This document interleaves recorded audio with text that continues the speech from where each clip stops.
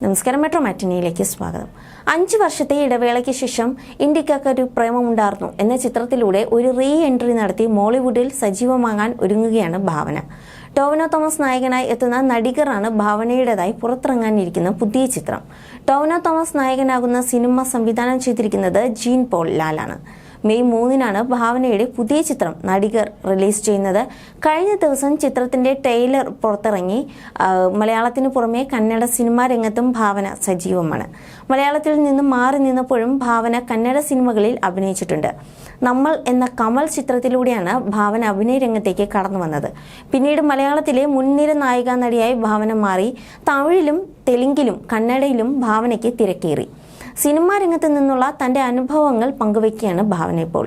സിനിമയിൽ വന്ന ശേഷം ആദ്യമായി വാങ്ങിയ വിലപിടിപ്പുള്ള സാധനം എന്തെന്ന ചോദ്യത്തിന് ഭാവന മറുപടി നൽകിയിരുന്നു. ആ സമയത്ത് അച്ഛനായിരുന്നു പൈസയുടെ കാര്യങ്ങൾ നോക്കിയത്. 15 വയസ്സിലാണ് സിനിമയിലേക്ക് വന്നത്.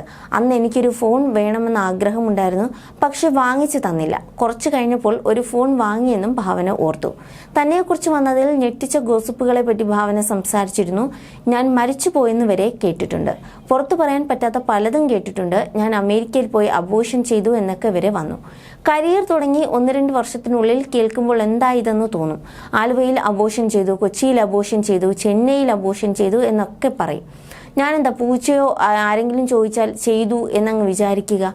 ഇനി അതേക്കുറിച്ച് ചോദിക്കരുതെന്നും പറയും. ഒരു സമയത്ത് ഞാനും അനൂപേട്ടനും, അതായത് അനൂപ് മേനോൻ തമ്മിലുള്ള കല്യാണം വരെ കഴിഞ്ഞെന്ന് പറഞ്ഞു വന്നു.